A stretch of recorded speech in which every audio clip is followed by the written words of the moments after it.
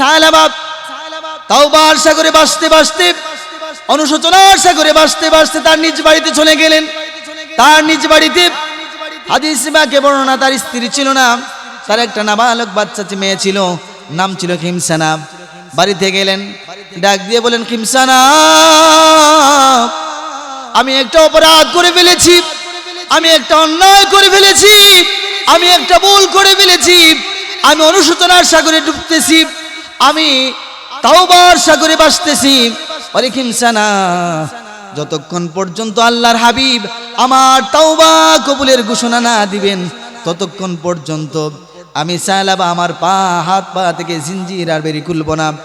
ওরে খিমসানা, আমার হাত পায়ে জিঞ্জির আর বেরি পরিয়ে দাও, যতক্ষণ পর্যন্ত আল্লাহর হাবিব আমার তাওবার ঘোষণা না দিবেন, যতক্ষণ পর্যন্ত আমার তাওবা কবুল না হবে ততক্ষণ পর্যন্ত আমি আমার পা এবং হাত থেকে জিঞ্জির আর বেরি খুলব না। এই বলে হযরত সালামা রুনাজারি করতে থাকলেন, তাওবার সাগরে ভাসতে থাকলেন, অনুতপ্ত হয়ে আল্লাহর দরবারে একই কথা বারবার বলতে থাকলেন, ইলাহি আনতা আনতা ওয়া আনা আনা ওয়া আনতাল আওয়াদ বিল মাগফিরাহ ওয়া আনাল আওয়াদ বিজ-যুনুব।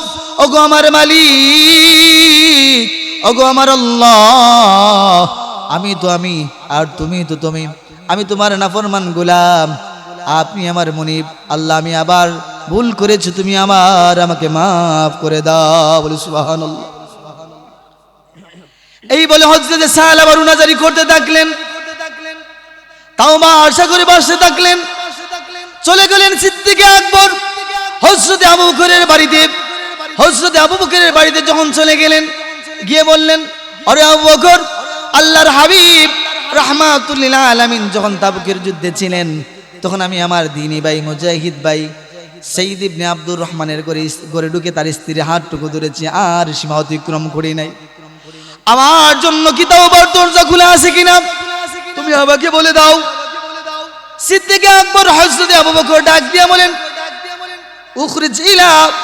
উখরিজ ইনদিল্লাহ, দূর হয়ে যাও, বের হয়ে যাও আমার বাড়ি থেকে। আমার মনে হয় না তোমার মতো নাফরমানের তাওবা কবুল হবে কিনা, আমার এই বিষয়ে আমি আবু বকরের জানা নাই, বের হয়ে যাও তুমি আমার বাড়ি থেকে। হযরত সালাবাতুল আনসারী হযরত আবু বকরের বাড়ি থেকে বের হয়ে আসলেন, চলে গেলেন উসমানের বাড়িতে। সবার বাড়ি ঘুরে ঘুরে অবশেষে চলে গেলেন রাহমাতুল লিল আলামিন সাইয়্যিদুল মুরসালিন মুহাম্মাদুর রাসূলুল্লাহ সাল্লাল্লাহু আলাইহি ওয়াসাল্লামের নূর মুবারক কদমে চলে গেলেন। বলি সুবহানাল্লাহ। হযরত সালাবার এমন অবস্থা দেখে আল্লাহর হাবিব বলেন, ওরে সালাবা, গোটা কয়েকটা দিন তাবুকের যুদ্ধের সফরে ছিলাম, তোমার এই হালত অবস্থা এমন কেন? তুমি তো শুকিয়ে কাঠ হয়ে গিয়েছো, তোমার হাতে পায়ে জিঞ্জির কেন? ওরে সালাবা, কি হয়েছে বলো? তোমার হাতে পায়ে জিঞ্জির পড়া আর তোমার শুকিয়ে যাওয়া তোমার মলিন মুখটা দেখে আমার জাহান্নামীদের কথা মনে পড়ে গিয়েছে। ওরে সালাবা, বলো কি হয়েছে, বিষয়টা আমাকে তুমি খুলে বলো। হযরত সালাবা বলে, ইয়া রাসূলুল্লাহ, ওয়া হাবিবাল্লাহ, ওগো আল্লাহর হাবিব, আপনি যখন তাবুকের যুদ্ধে ছিলেন আমি শয়তানের প্ররোচনায় পড়ে, শয়তানের দুখায় পড়ে আমার দ্বীনি ভাই হযরত সাইদ ইবনে আব্দুর রহমানের ঘরে ঢুকে তার স্ত্রীর হাতটুকু ধরেছিলাম, আর সীমা অতিক্রম করি নাই। আল্লাহর হাবিব ওই কথা শোনার পরে বড্ড কষ্ট পেলেন, মনটা খারাপ হয়ে গেল। আল্লাহর হাবিব তার নূরময় চেহারাটা সালাবাতুল আনসারীর দিক থেকে ফিরিয়ে নিলেন। ফিরিয়ে নেওয়ার কারণে হযরত সালাবার বুঝতে দেরি হলো না, তার কিসমত পড়ে গেছে, কপাল পড়ে গেছে, জিন্দেগিতে আর কোনোদিন তার তাওবা কবুল হবে না। সাহাবায়ে কেরাম রিদওয়ানুল্লাহি তাআলা আলাইহিম আজমাইন সামান্য একটা অপরাধকে, সামান্য একটি গুনাহকে কত বড় অপরাধ মনে করতেন। আমি আপনাদের সামনে এই হাদিসটুকু শুধুমাত্র পেশ করব। আমরা ছোটখাটো গুনাহ থেকে শুরু করে নিয়ে বড় গুনাহ পর্যন্ত করি, কখনো অনুশোচনা হই না। আমরা অন্যায় করি, আমরা ব্যভিচার করি, মানুষকে হত্যা করে ফেলি, তারপরে নিজের কলবের দিকে একটাবার নজর দেই না, অনুশোচনা করি না। কিন্তু সাহাবায়ে কেরাম রিদওয়ানুল্লাহি তাআলা আলাইহিম আজমাইন ছোট্ট একটা গুনাহকে কত বড় গুনাহ মনে করতেন। আমি একটা হাদিস আপনাদেরকে শোনাই। ওয়ান আলী রাদিয়াল্লাহু তাআলা আন لما قدم النبي صلى الله عليه وسلم المدينة أخا بين الأنصار وبين المهاجر في المدينة আল্লাহর হাবিব সাল্লাল্লাহু আলাইহি ওয়াসাল্লাম যখন মক্কাতুল মুকাররমা থেকে যখন মদিনাতুত তয়্যিবায় হিজরত করলেন, মক্কাল মুকাররমা থেকে আগত সমস্ত সাহাবী এবং মদিনার আনসারী সাহাবীর ভিতরে আল্লাহর হাবিব সাল্লাল্লাহু আলাইহি ওয়াসাল্লাম একটা বাতিত্ব বন্ধন করে দিলেন, তাদের ভিতরে একটা ভালো সম্পর্ক করে দিলেন। আল্লাহর হাবিব বলেন, রক্তের সম্পর্কের চাইতে ঈমানের সম্পর্কের দাম বেশি, মূল্য বেশি। রক্তের সম্পর্কের চাইতে ঈমানের সম্পর্কটা সবচেয়ে বড় দামি। আল্লাহর হাবিব সাল্লাল্লাহু আলাইহি ওয়াসাল্লাম মক্কা থেকে আগত মুহাজির সাহাবী এবং মদিনার আনসারী সাহাবীদের ভিতরে একটা বাদিত্ব বন্ধন করে দিলেন। বিশেষ করে দুইজন সাহাবীর ভিতরে বাদিত্ব বন্ধন সৃষ্টি করে দিলেন। একজন হলেন হযরতে সাইয়্যিদ ইবনে আব্দুর রহমান, আর আরেকজন হলেন হযরত সালাবাতুল আনসারী। এই বিশেষ দুইজনের ভিতরে আল্লাহর হাবিব সাল্লাল্লাহু আলাইহি ওয়াসাল্লাম বাদিত্ব বন্ধন করে দিলেন। আর বললেন, ওরে সাহাবীরা, হযরতে সাইয়্যিদ ইবনে আব্দুর রহমান ছিলেন ব্যবসায়ী, ধনভাণ্ডারের মালিক, আর হযরতে সালাবা ছিলেন গরিব মানুষ, দিন আনতেন দিন খেতেন। আল্লাহর হাবিব সাইয়্যিদ ইবনে আব্দুর রহমানকে বলেন, তোমার হাতে আমি আমার সাহাবী হযরতে সালাবাকে তুলে দিলাম। তুমি বিশ্বস্ত একজন লোক পেলে, আর সালাবা মাথা গুজাবার মতো নিরাপদ একটা আশ্রয় পেল। আজকে থেকে আমি আমার সালাবাকে তোমার হাতে তুলে দিলাম। হযরতে সালাবা চলে আসলেন সাইয়্যিদ ইবনে আব্দুর রহমানের বাড়িতে। জঙ্গল থেকে কাঠ কেটে এনে দেন, কুয়া থেকে পানি উত্তোলন করে দেন, বাজার থেকে বাজার করে এনে দেন। এইভাবে তার দিনগত হতে লাগলো। হঠাৎ করে আল্লাহ রাব্বুল আলামিন তার হাবিবের কাছে ওহী পাঠালেন তাবুকের যুদ্ধের জন্য। আল্লাহর হাবিবের কাছে যখন আল্লাহ রাব্বুল আলামিন ওহী পাঠিয়ে দিলেন তাবুকের যুদ্ধের জন্য, তাবুকের প্রান্ত হলো মদিনা মুনাওয়ারা থেকে তাবুকের প্রান্ত হলো 750 কিলোমিটার দূরে। আল্লাহর হাবিব সাল্লাল্লাহু আলাইহি ওয়াসাল্লাম 30,000 সাহাবীদেরকে নিয়ে রওনা হলেন তাবুকের যুদ্ধের জন্য। ওইদিকে তাবুক সৈন্যরা হচ্ছে, রোমান সৈন্যরা হচ্ছে 3 লক্ষ 30,000 সাহাবী, আর ওইদিকে 3 লক্ষ কাফের বেঈমানেরা, রোমান সৈন্যরা। কিন্তু ভয় পাওয়ার কোনো কারণ নেই, চিন্তার কোনো কারণ নেই। 30,000 সাহাবীদের ঈমান দীপ্ত তাকবীরের হুঙ্কারে তর্জনে গর্জনে 3 লক্ষ বেঈমান কাফের মুশরিক ভয়ে পালিয়ে গিয়েছে। মুসলমানদেরকে আল্লাহ রাব্বুল আলামিন বিনা যুদ্ধে তাবুকের বিজয় দান করেছেন, বলে সুবহানাল্লাহ। আল্লাহর হাবিব সাল্লাল্লাহু আলাইহি ওয়াসাল্লাম ওই তাবুকের যুদ্ধে প্রধান খাদিম হিসাবে হযরতে সাইয়্যিদ ইবনে আব্দুর রহমানকে প্রধান খাদিম হিসাবে নিয়োগ করলেন। আর সাইয়্যিদ ইবনে আব্দুর রহমান তার বাড়ি দেখাশোনার জন্য হযরতে সালাবাকে তার বাড়িতে রেখে গেলেন। হযরতে সালাবা বাড়িতে থাকতে থাকলেন, বাড়ির সামনে কাজ করতেছেন। হযরতে সাইয়্যিদ ইবনে আব্দুর রহমানের বাড়ি ছিল নির্জন একাকী এক টিলার উপরে। নির্জন একাকী জায়গা হওয়ার কারণে একদিন হযরতে সালাবা ঘরের সামনে বসে কাজ করতেছেন। টিলার উপরে একাকী নির্জন জায়গায় ঘর হওয়ার কারণে শয়তান বারবার প্ররোচনা দিচ্ছে, বলছে, রে সালাবা, কাজটুকু বন্ধ করো, ঘরের দরজা একটু খুলো, পর্দা একটু তুলো, দেখো ঘরের ভিতর কে বসে আছে। একাকী নির্জন জায়গা হওয়ার কারণে হযরতে সালাবা শয়তানের প্ররোচনায় পড়ে গেলেন, কাজটুকু বন্ধ করে দিলেন, ঘরের দরজাটুকু খুললেন, পর্দাটুকু উঠালেন। পর্দা উঠানোর পরে হযরত সাইয়্যিদ ইবনে আব্দুর রহমানের স্ত্রী ঘরে বসে দেখলেন, ঘরে বসে আছেন। হযরত সাইয়্যিদ ইবনে আব্দুর রহমানের স্ত্রী ঘরে বসা, হাদিসে পাকে বর্ণনা ওয়া কানাত ইমরাতান জামিলা। হযরত সাইয়্যিদ ইবনে আব্দুর রহমানের স্ত্রী প্রচন্ড সুন্দরী, রূপের আকর্ষণে মুগ্ধ হয়ে শয়তানের প্ররোচনায় পড়ে হযরতে সালাবা ঘরের ভিতরে প্রবেশ করলেন, আর সাইয়্যিদ ইবনে আব্দুর রহমানের স্ত্রীর হাতটুকু ধরলেন, আর সীমা অতিক্রম করেন নাই। বলি আল্লাহু আকবার। হযরতে সালাবা শুধুমাত্র হাতটুকু ধরলেন। সালাবা হাতটুকু ধরার পর সাইয়্যিদ ইবনে আব্দুর রহমানের স্ত্রী ডাক দিয়া বলে, ইত্তাকিল্লাহ ইয়া সালাবা, সালাবা তুমি আল্লাহকে ভয় করো।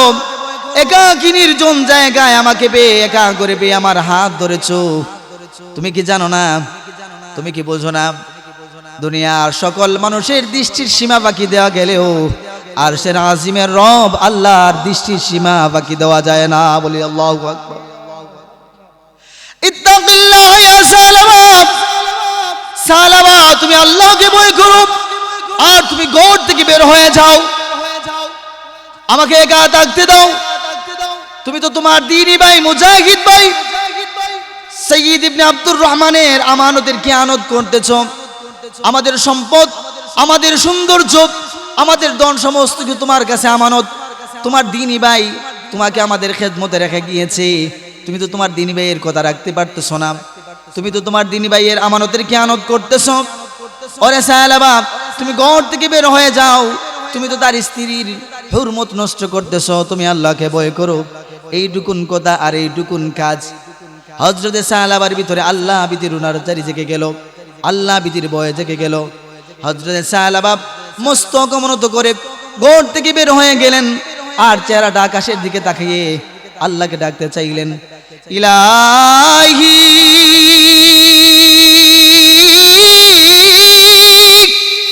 আনতা আনতা ওয়া আনা আনা ওয়া আনতাল আওয়াদু বিল মাগফিরাহ ওয়া আনতা ওয়া আনাল আওয়াদু বিজ যুনুব। ওগো আমার মালিক, ওগো আমার রব, ওগো আমার আল্লাহ, তুমিই তো তুমি আর আমি তো আমি। তুমি আমার রব, আমি তোমার নাদান গোলাম। আমার কাজ হলো বারবার গুনাহ করা, তোমার কাজ হলো বান্দাকে বারবার মাফ করে দেওয়া। আল্লাহ আমি আবার গুনাহ করেছি, তুমি আবার আমাকে মাফ করে দাও। বলে আল্লাহু আকবার।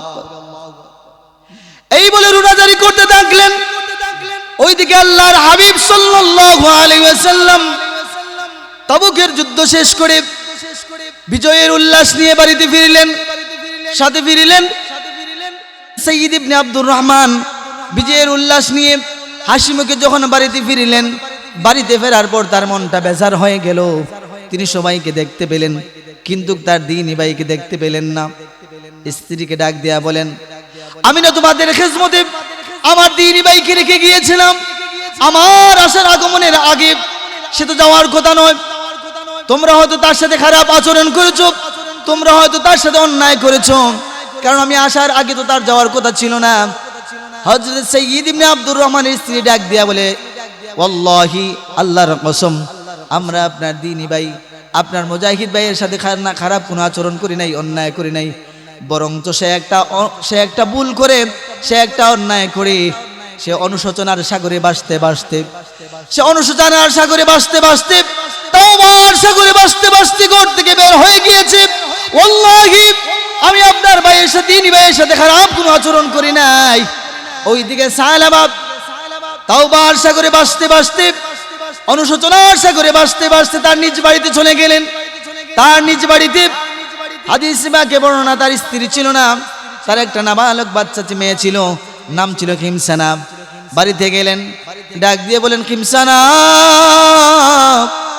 আমি একটা অপরাধ করে ফেলেছি, আমি একটা অন্যায় করে ফেলেছি, আমি একটা ভুল করে ফেলেছি, আমি অনুশোচনার সাগরে ডুবতেছি, আমি তাওবার সাগরে ভাসতেছি। আরে খিমসানা, যতক্ষণ পর্যন্ত আল্লাহর হাবিব আমার তাওবা কবুলের ঘোষণা না দিবেন, ততক্ষণ পর্যন্ত আমি সালাবা আমার পা হাত পা থেকে জিঞ্জির আর বেরি খুলবো না। ওরে খিমসানা, আমার হাত পায়ে জিঞ্জির আর বেরি পরিয়ে দাও, যতক্ষণ পর্যন্ত আল্লাহর হাবিব আমার তাওবার ঘোষণা না দিবেন, যতক্ষণ পর্যন্ত আমার তাওবা কবুল না হবে, ততক্ষণ পর্যন্ত আমি আমার পা এবং হাত থেকে জিঞ্জির আর বেরি খুলবো না। এই বলে হযরত সালামা রুনাজারি করতে থাকলেন, তাওবার সাগরে ভাসতে থাকলেন। অনুতপ্ত হয়ে আল্লাহর দরবারে একই কথা বারবার বলতে থাকলেন, ইলাহি আনতা আনতা ওয়া আনা আনা ওয়া আনতাল আওয়াদ বিল মাগফিরাহ ওয়া আনাল আওয়াদ বিজ-যুনুব। ওগো আমার মালিক, ওগো আমার আল্লাহ, আমি তো আমি আর তুমি তো তুমি, আমি তোমার নাফরমান গোলাম, আপনি আমার মুনিব। আল্লাহ, আমি আবার ভুল করেছি, তুমি আমাকে মাফ করে দাও। বলি সুবহানাল্লাহ। এই বলে হযরত সালাবা রুনাজারি করতে থাকলেন, তাওবা আশা করে বসতে থাকলেন। চলে গেলেন সিদ্দিক আকবর হযরত আবু বকরের বাড়িতে। হযরত আবু বকরের বাড়িতে যখন চলে গেলেন, গিয়ে বললেন, আরে আবু বকর, আল্লাহর হাবিব রাহমাতুল লিল আলামিন যখন তাবুকের যুদ্ধে ছিলেন, তখন আমি আমার দ্বীনি ভাই মুজাহিদ ভাই সঈদ ইবনে আব্দুর রহমানের ঘরে ঢুকে তার স্ত্রীর হাতটুকু ধরেছি, আর সীমা অতিক্রম করি নাই। আমার জন্য কি তাওবার দরজা খোলা আছে কিনা তুমি আমাকে বলে দাও। সিদ্দিক আকবর হযরত আবু বকর ডাক দিয়ে বলেন, উখরিজ ইনদিল্লাহ, দূর হয়ে যাও, বের হয়ে যাও আমার বাড়ি থেকে। আমার মনে হয় না তোমার মতো নাফরমানের তাওবা কবুল হবে কিনা। আমার এই বিষয়ে আমি আবু বকরের জানা নাই, বের হয়ে যাও তুমি আমার বাড়ি থেকে। হযরত সালাবাতুল আনসারী হযরত আবু বকরের বাড়ি থেকে বের হয়ে আসলেন, চলে গেলেন উসমানের বাড়িতে। সবার বাড়ি ঘুরে ঘুরে অবশেষে চলে গেলেন রাহমাতুল লিল আলামিন সাইয়্যিদুল মুরসালিন মুহাম্মাদুর রাসূলুল্লাহ সাল্লাল্লাহু আলাইহি ওয়াসাল্লামের নূর মুবারক কদমে চলে গেলেন। বলি সুবহানাল্লাহ। হযরত সালাবার এমন অবস্থা দেখে আল্লাহর হাবিব বলেন, ওরে সালাবা, গোটা কয়েকটা দিন তাবুকের যুদ্ধের সফরে ছিলাম, তোমার এই হালত অবস্থা এমন কেন? তুমি তো শুকিয়ে কাঠ হয়ে গিয়েছো, তোমার হাতে পায়ে জিঞ্জির কেন? ওরে সালাবা, কি হয়েছে বলো? তোমার হাতে পায়ে জিঞ্জির পড়া আর তোমার শুকিয়ে যাওয়া তোমার মলিন মুখটা দেখে আমার জাহান্নামীদের কথা মনে পড়ে গিয়েছে। ওরে সালাবা, বলো কি হয়েছে, বিষয়টা আমাকে তুমি খুলে বলো।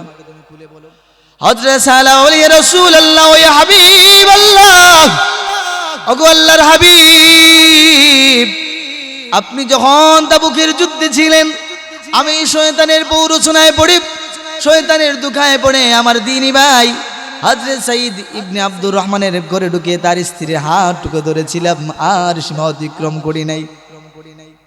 আল্লাহর হাবিব ওই কথা শোনার পরে বড্ড কষ্ট পেলেন, মনটা খারাপ হয়ে গেল। আল্লাহর হাবিব তার নূরময় চেহারাটা সালাবাতুল আনসারীর দিক থেকে ফিরিয়ে নিলেন। ফিরিয়ে নেওয়ার কারণে হযরত সালাবা আর বুঝতে দেরি হলো না, তার কিসমত পড়ে গেছে, কপাল পড়ে গেছে, জিন্দেগিতে আর কোনোদিন তার তাওবা কবুল হবে না। হযরত সালাবা এক চিৎকার দিয়ে রাসূলুল্লাহ দরবার থেকে বের হয়ে গেলেন। মদিনাতুল মুনাওয়ারা ছেড়ে, মদিনা থেকে কয়েক কিলোমিটার দূরে, সেই দিনার বাড়িতে গেলেন না, মদিনা থেকে কয়েক কিলোমিটার দূরে চলে গেলেন পাহাড়ি অঞ্চলে।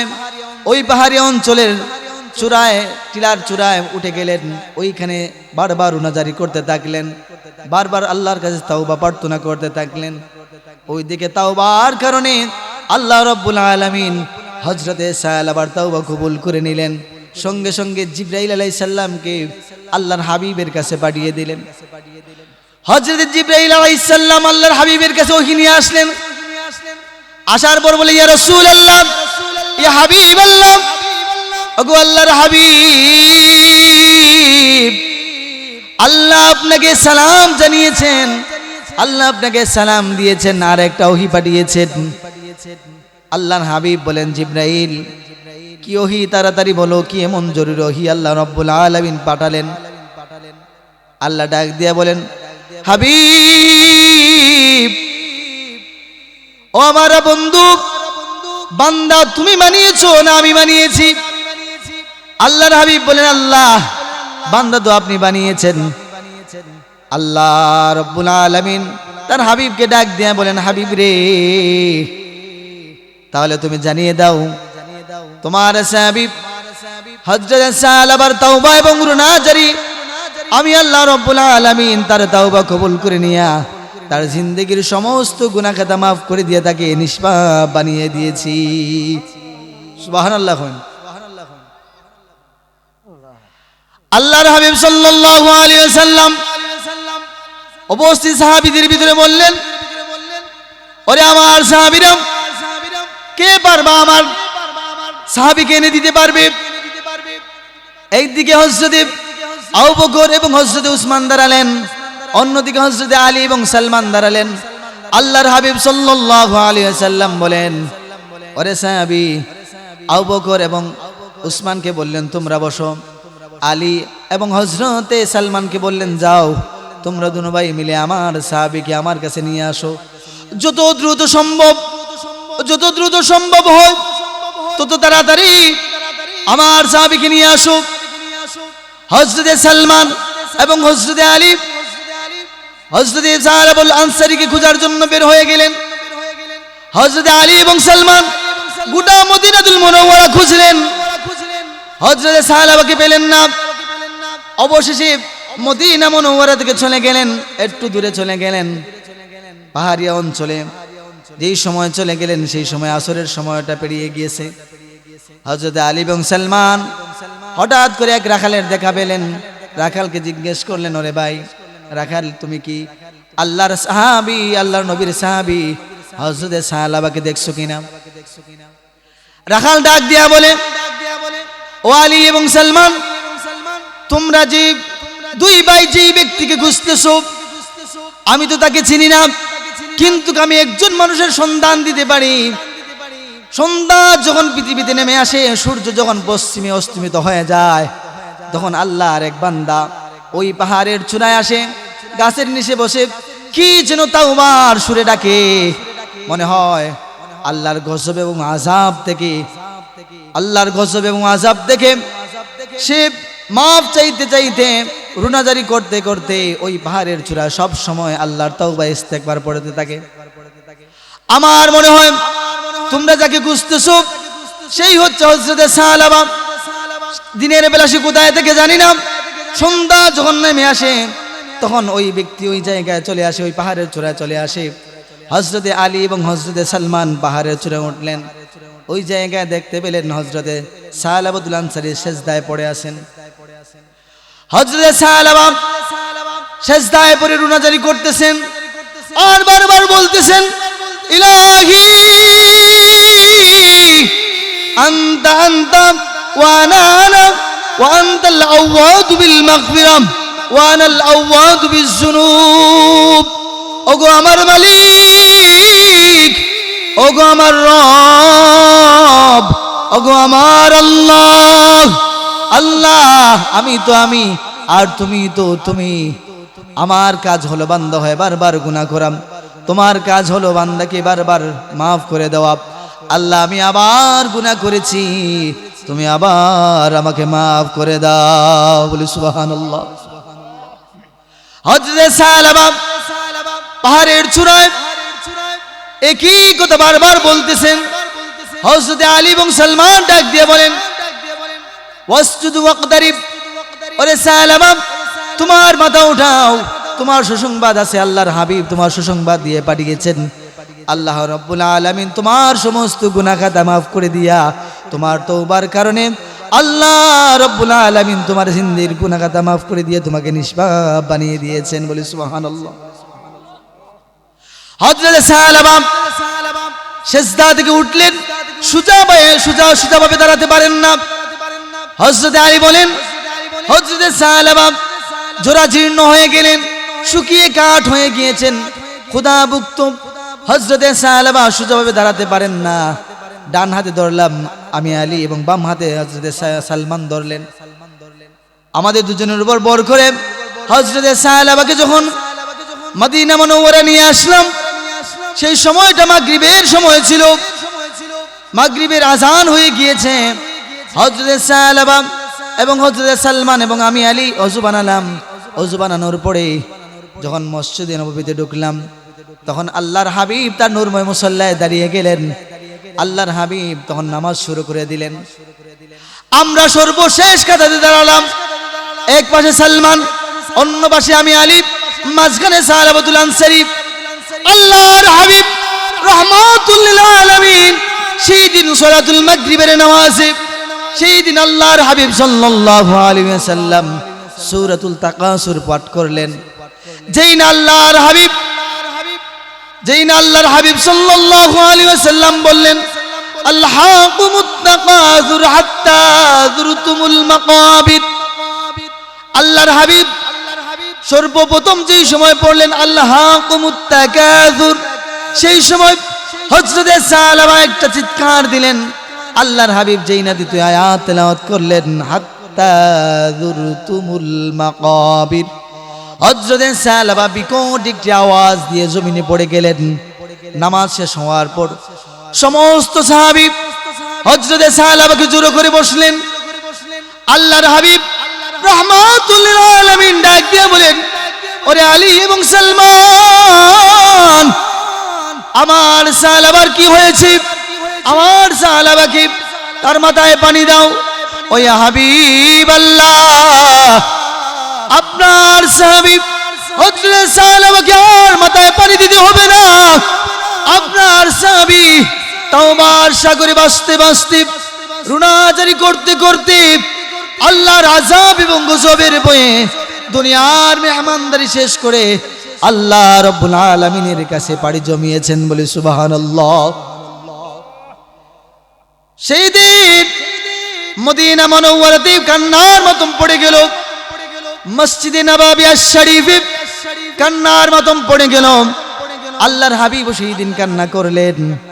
মদিনা মুনাওয়ারা যখন কান্নার মতন পড়ে গেল, হযরতে সালাবাতুল আনসারীর মেয়ে, ছোট্ট মেয়ের কানে যখন এই সংবাদটুকু পৌঁছালো, হযরতে সালাবার ছোট্ট নাবালিক কন্যা যখন মসজিদে নববীতে আসলেন, আসার পর বলেন, ইয়া রাসূলুল্লাহ, ইয়া রাসূলুল্লাহ, ইয়া হাবিবাল্লাহ, ওগো আল্লাহর হাবিব, আপনি যদি ইজাজত দেন, আপনি যদি অনুমতি দেন, আমি একটাবার আমার বাবার সামনে আসব আর আমার দু নয়নে দেখব আমার বাবার কি হয়েছে, আমি দু নয়নে দেখতে চাই। আল্লাহর হাবিব ইজাজত দিলেন। ছোট্ট বাচ্চা মেয়ে মসজিদের ভিতরে প্রবেশ করলো। হাঁটু গেড়ে বসে বাবার কপালে হাত দিয়ে বাবাকে বলতে থাকলো, ও বাবা, তুমি তো জানো এই দুনিয়াতে তুমি ছাড়া আমার আপন আর কেউ নাই। আমার আপন কোনো ভাই নাই, আপন কোনো বোন নাই, আমার আপন বলতে কেউ নাই। বাবা, তুমি হঠাৎ করে এই দুনিয়ার জমিন ছেড়ে চলে গেলা। এখন আমি কাকে বাবা বলে ডাকবো? আমি কার খুলে মাথা রেখে ঘুমাবো? কে আমাকে চুম্বন করবে? এই বলে ছোট্ট বাচ্চা কান্না করতে লাগলো। পিছন দিক দিকে পিছন তাকিয়ে আল্লাহর হাবিব সাল্লাল্লাহু আলাইহি ওয়াসাল্লাম ডাক দিলেন, কিমসানা, তোমার কান্না করার কোনো কারণ নাই, কষ্ট পাওয়ার কোনো কারণ নাই, তোমার দুঃখ পাওয়ার কোনো কারণ নাই। আজ থেকে আমি রাসূলুল্লাহ তোমার বাবার মতন, আমার আয়েশা তোমার মায়ের মতন, আমার ফাতেমা তোমার বোনের মতন কান্না করো না। ছোট্ট বাচ্চা মেয়ে তখন কান্না থেমে বলি, ইয়া রাসূলুল্লাহ, ও ইয়া হাবিবাল্লাহ, আপনার পরিবারকে পেয়ে আমি আমার জীবনের সমস্ত দুঃখ কষ্ট ভুলে গেলাম, বলে সুবহানাল্লাহ। সবাই মহব্বতে পড়ে ইল্লাল্লাহু ইল্লাল্লাহ ইল্লাল্লাহু ইল্লাল্লাহ ইল্লাল্লাহু ইল্লাল্লাহ ইল্লাল্লাহু ইল্লাল্লাহ জোরে ইল্লাল্লাহু।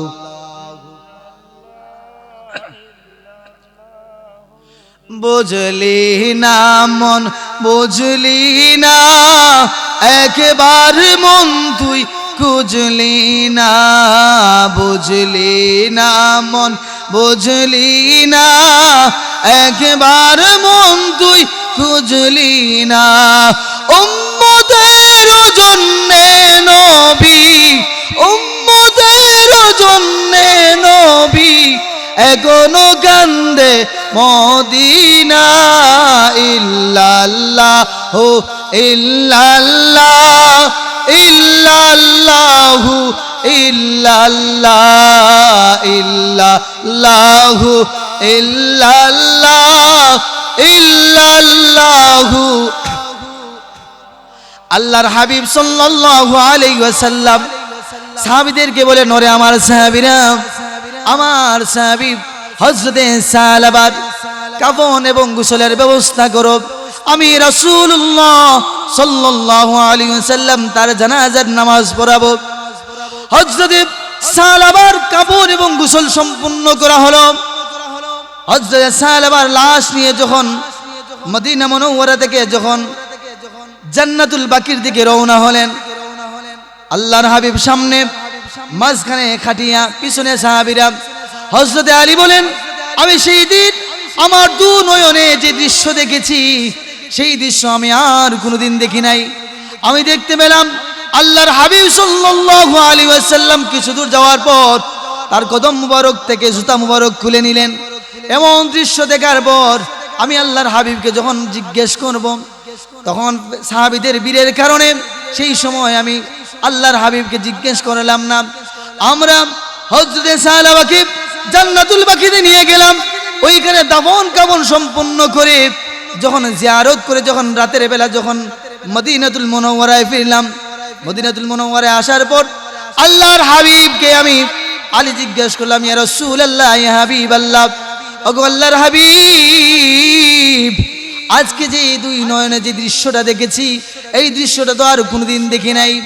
ইয়া রাসূলুল্লাহ, ইয়া হাবিবাল্লাহ, আজকে কেন আপনি, আজকে সালাবার লাশ যখন আমরা জান্নাতুল বাকির দিয়ে নিয়ে গেলাম, ইয়া রাসূলুল্লাহ, ইয়া হাবিবাল্লাহ, জীবনে অনেক জানাজার নামাজ পড়েছি, আপনি পড়িয়েছেন, আমরা পড়েছি, কিন্তু গো নবী, আজকে যখন সালাবার লাশ নিয়ে যখন দেওয়া হলো, তখন আপনি রাসূলুল্লাহ সাল্লাল্লাহু আলাইহি ওয়াসাল্লাম আপনার কদম মুবারক থেকে জুতা মুবারক খুলে নিলেন, জানতে পারি কি? আল্লাহর হাবিব সাল্লাল্লাহু আলাইহি ওয়াসাল্লাম ডাক দিয়ে বলেন, ওরে আলী,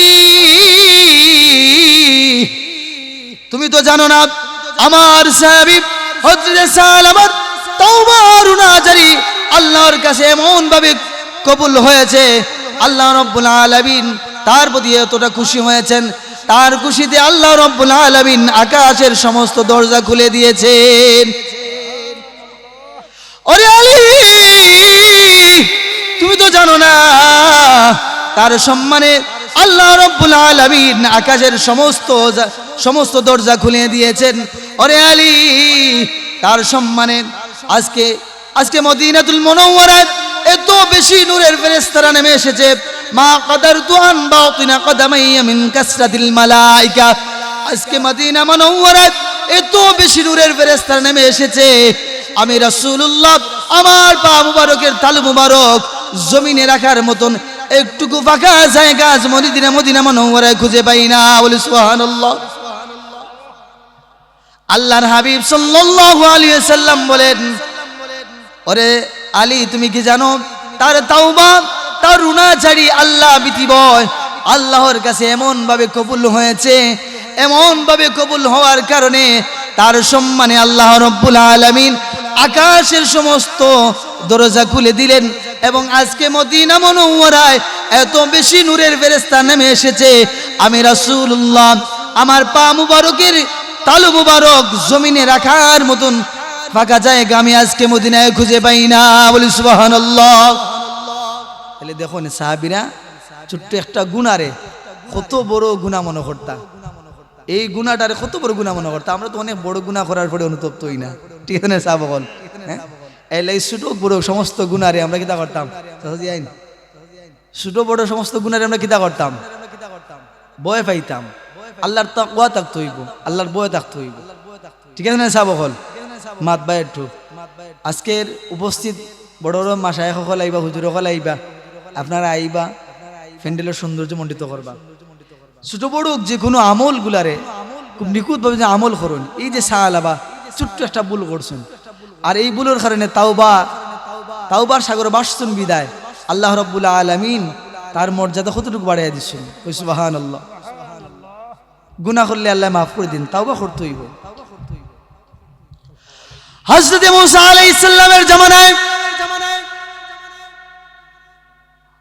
হযরত মুসা সেই সময় বৃষ্টি হয় না, মিশরে তখন বৃষ্টি হয় না, বৃষ্টি না হওয়ার কারণে জমিনগুলা ফাটা দিয়ে দিয়েছে, বৃষ্টি না হওয়ার কারণে ফসল হচ্ছে না, মানুষ থেকে নিয়ে জীব জন্তু পর্যন্ত কষ্ট পাচ্ছে। হযরত মুসা আলাইহিস সালাম তার কওমের লোকেদেরকে নিয়ে আল্লাহর কাছে প্রার্থনা করতে থাকলেন, ডাক দিয়ে বলেন, মুনিব অনেক দিন হয়ে গেল বৃষ্টি হয় না রে মুনিব, বৃষ্টি না হওয়ার কারণে পশু পাখি থেকে শুরু করে মানব জাতিগুলো কষ্ট পাচ্ছে, গাছপালাগুলো পানি না পাওয়ার কারণে শুকিয়ে যাচ্ছে। আরে মুনিব আল্লাহ বৃষ্টি দাও, তোমার রহমতের বৃষ্টি নাজিল করো। আল্লাহ রাব্বুল আলামিন সঙ্গে সঙ্গে জবাব দিলেন, দিয়া বলেন, ওরে মুসা তোমার দোয়া আমি কবুল করতাম, কিন্তু তোমার দোয়া আমি কবুল করব না, কারণ তোমার এই মজলিসে 40 বছরের এক নাদান পাপিষ্ঠ নালায়েক বসে আছে, ওই পাপিষ্ঠ নালায়েক যদি চলে যায় আমি তোমার দোয়া কবুল করে এবং বৃষ্টি নাজিল করব। হযরত মুসা আলাইহিস সালাম উপস্থিত হাজিরিনের ভিতরে তার কওমের লোকেদেরকে বললেন, তোমাদের ভিতরে 40 বছরের একটা পাপিষ্ঠ আছে, তুমি দূর হয়ে যাও, চলে যাও মজলিস থেকে, তোমার জন্য আল্লাহ রাব্বুল আলামিন বৃষ্টি দিচ্ছেন না, তুমি চলে যাও ওই মজলিস থেকে। 40 বছরের পাপী তখন অনুশোচনার সাগরে ভাসতে থাকলো, তার ভিতরে এতটুকু ভয় ভীতি শুরু হলো। তখন সে কি করবে? যদি সেই মজলিস থেকে চলে যায় সবাই জেনে ফেলবে সেই হতে 40 বছরের পাপী। সে যদি উচ্চ সুরে কান্না করে, সে যদি কান্না করার কারণে সবাই বুঝতে পারবে সেই হতে 40 বছরের পাপিষ্ঠ। এজন্য কান্নাও করতে পারে না, মজলিস থেকে চলেও যেতে পারে না। ইতিমধ্যে ওই পাপিষ্ঠ আল্লাহর প্রতি রুদ্ধ হয়ে কলবের দিকে ইশারা করে তার কান্না শুরু করে দিল। প্রকাশ্যে কান্না করতেছে না, কান্না করতেছে কলবে, তার কান্না করতেছে, এমন কান্না করতেছে আর ডাক দিয়ে বলে, মুনিব ওরে মুনিব 40টা বছর নাফরমানি করেছি, তোমার গোলামি করি নাই, তোমার দাসত্ব করি নাই, 40টা বছর তোমার জমিনে থেকে গিয়ে পড়েছি, কোনদিন তুমি মানুষের সামনে আমাকে উন্মোচন করো নাই। মুসা জানে না আমি 40 বছরের পাপিষ্ঠ, এই কওমের লোকেরা জানে না আমি 40 বছরের পাপিষ্ঠ, আমার বাবা জানে না, আমার মা জানে না, কেউ জানে না আমি 40 বছরের পাপিষ্ঠ রে মুনিব, শুধুমাত্র আমি জানি আর তুমি জানো। আল্লাহ তুমি 40টা বছর আমাকে এই জমিনে লুকিয়ে রেখেছো তোমার পর্দার আড়ালের ভিতরে। আল্লাহ আজকে তুমি ওই কওমের ভিতরে, ও কওমের মানুষের সামনে আমাকে বেইজ্জত করিও না। বলে আল্লাহু আকবার। তারই রুনা জারি, তারই কলবের সাথে কান্না করা আল্লাহ রাব্বুল আলামিন কবুল করে নিলেন। আর কবুল করে নেওয়ার কারণে আল্লাহ রাব্বুল আলামিন তার প্রতি খুশি হয়ে বৃষ্টি নাজিল করে দিলেন। বলে সুবহানাল্লাহ। হযরতে মুসা ডাক দিয়ে বলে, রব্বে কারীম ওরে মুনিব আমি দোয়া চাইলাম, কিন্তু রে মুনিব তুমি বৃষ্টি দিলা না, কিন্তু তুমি এখন বৃষ্টি দিলা কেন? আল্লাহ ডাক দেয়া বলে, মুসা রে যার কারণে আমি বৃষ্টি দেই নাই তার কারণে আমি বৃষ্টি দিয়েছি। মুসা ডাক দিয়া বলেন, রব্বে কারীম আল্লাহ আমি তো ওই লোককে দেখতে চাই 40 বছরের পাপিষ্ঠ, যেই কারণে তুমি তার কারণে বৃষ্টি দিলা না, আবার তার কারণেই বৃষ্টি দিলা, কারণটা কি? আল্লাহ ডাক দেয়া বলে, মুসা রে 40টা বছর আমার নাফরমানি করেছে, আমার ইবাদত করে নাই, আমার গোলামি করে নাই, আমার দাসত্ব করে নাই, কিন্তু রে মুসা এখন এই মুহূর্তে বসে আমি আল্লাহর প্রতি রুদ্ধ হয়ে সে যে তাওবা করেছে, সে যে ইস্তিগফার পাঠ করেছে, আমি আল্লাহ রাব্বুল আলামিন তার 40 বছরের গুনাহ ক্ষমা করে দিয়া তার কারণেই তার দোয়া কবুল করে আজকে রহমতের বৃষ্টি নাজিল করেছে বলে সুবহানাল্লাহ। তাহলে ছোট বড় গুনার জন্য সাহাবীরা কেমন ভাবে আল্লাহর কাছে চাইতেন, ছোট থেকে ছোট গুনাহ থেকে আল্লাহর কাছে কেমন ভাবে চাইতেন। আর গুনাহ করে যখন আল্লাহর কাছে চাইবেন, অনুতপ্ত হবেন, আল্লাহ বলে বান্দারে, বান্দার কাজই হচ্ছে গুনাহ করা। ইলাহি আনতা আনতা ওয়া আনা আনা ওয়া আনতাল আওয়াদু বিল মাগফিরা ওয়া আনাল আওয়াদু বিজ যুনুব। ওগো আমার মালিক, ওগো আমার রব, ওগো আমার আল্লাহ, আমি তো আমি আর তুমি তো তুমি। আমার কাজ হলো বারবার গুনাহ করা, তোমার কাজ হলো বারবার বান্দাকে ক্ষমা করা। আল্লাহ আমি আবার গুনাহ করেছি, মেহেরবানি করে তুমি আবার আমাকে মাফ করে দাও। তাহলে গুনাহ করলে কিতা করতাম হইব? সাবক হল তাওবা করতাম হইব। গুনাহ করলে কিতা করতাম হইব? তাওবা করতাম হইব, আল্লাহর প্রতি অনুশোচনা করতে হইব। আল্লাহ রাব্বুল আলামিন সমস্ত ছোট বড় গুনাহ থেকে আমরা বাঁচাইয়া রাখতাম। সবাই কই আমিন। আমরা মুখতাসর দোয়া করিলাম, আস্তাগফিরুল্লাহ ইন্নাল্লাহা গাফুরুর রহিম, আস্তাগফিরুল্লাহ। সাল্লাল্লাহু আলা সাইয়্যিদিনা মাওলানা মুহাম্মদ ওয়া আলা আলিহি ওয়াসাল্লাম। আল্লাহুম্মা আমিন। ربنا ظلمنا أنفسنا وإن لم تغفر لنا وترحمنا لنكونن من الخاسرين. ربنا آتنا في الدنيا حسنة وفي الآخرة حسنة وقنا عذاب النار وقنا عذاب القبر وقنا عذاب الحشر وقنا عذاب الفلسرات وقنا عذاب يوم القيامة إنك لا تخلف الميعاد. اللهم زدنا ولا تنقصنا، اللهم أكرمنا ولا تحنا، اللهم اغفرنا ولا تحسن علينا وارض عنا يا رب العالمين.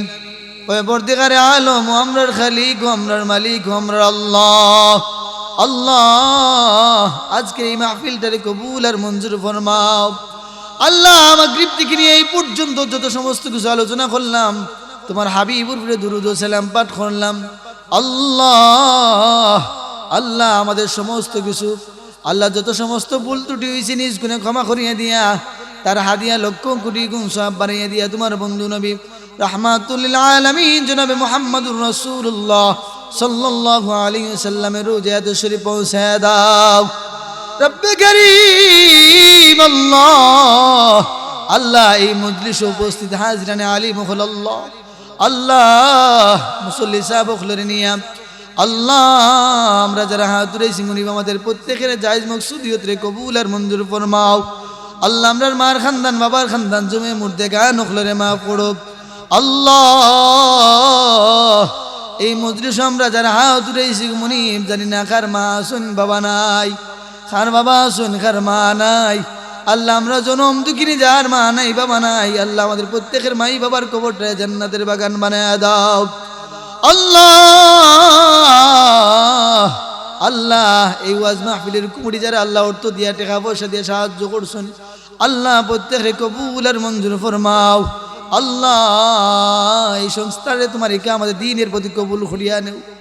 রব্বে কারীম আল্লাহ, আল্লাহ আলোচনা যারা করছেন এবং করবা আল্লাহ প্রত্যেকের, আল্লাহ প্রত্যেকের আলোচনার উপরে ভিত্তি করিয়া আমরা আমল করার তৌফিক দান করো। ওয়াসসালামু আলাল মুরসালিন ওয়ালহামদুলিল্লাহি রাব্বিল আলামিন।